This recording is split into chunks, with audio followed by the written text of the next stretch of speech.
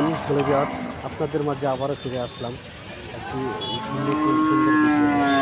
সেটা হচ্ছে আমাদের নকলা উপজেলা প্রাণকেন্দ্রে অবস্থিত মাইমিংসিং বৃহত্তম মাইমিংসিং বিভাগের মাঝে যাকে বড় হাট বলা হয় সেটা হচ্ছে নকলা বাইপাস গরু হাট।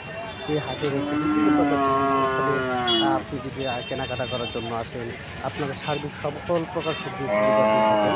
এই দেখছেন ঈদের পরবর্তী যে বাজারটা রয়েছে, এই বাজারে আসলে দেখে সেটা মনে হচ্ছে না, কারণ হালকা বৃষ্টির কারণে বাজারে যে পরিস্থিতি সৃষ্টি হয়েছে, এগুলো আসলে খুব একটা দুঃখজনক বিষয়, কারণ গরুগুলো অনেক কষ্টকর অবস্থায় আছে।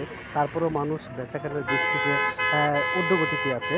এত বৃষ্টি, এত প্রেক্ষাপটের মাঝেও বেচাকেনা খুব একটা সুন্দর পরিবেশে হচ্ছে, কারণ মানুষ এই বাজারে একটা চিন্তা বা একটা ধারণা নিয়ে আসে। এই বাজারে আসলে গরু অবশ্যই বেচাকেনা হবে, কারণ এই বাজার হচ্ছে একটা বৃহত্তম বড় বাজার। এই বাজারে সকল প্রকার সার্ভিস সুবিধা রয়েছে। এই বাজারে আমাদের দেখা যায় টাকা লেনদেনের ক্ষেত্রে নকলা বাজারের কাছেই সকল প্রকার সুবিধা পেয়ে থাকে।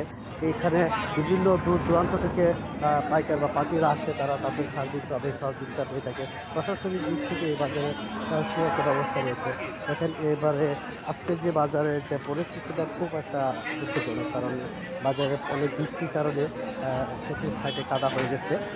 যারা গরু কেনা বেচা করতেছেন তারা একটু কষ্টকর ভোগ করতেছেন, তারপর তারা স্বাচ্ছন্দ্যে কেনা বেচা করতেছেন।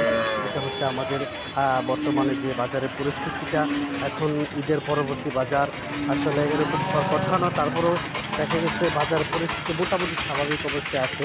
আর আপনারা দূর দূরান্ত যারা আমার এই ভিডিওগুলো দেখবেন, আমাদের নকলা উপজেলাতে যে প্রাণকেন্দ্রে অবস্থিত গরু হাটটি, এই গরু হাটে আপনারা আসবেন।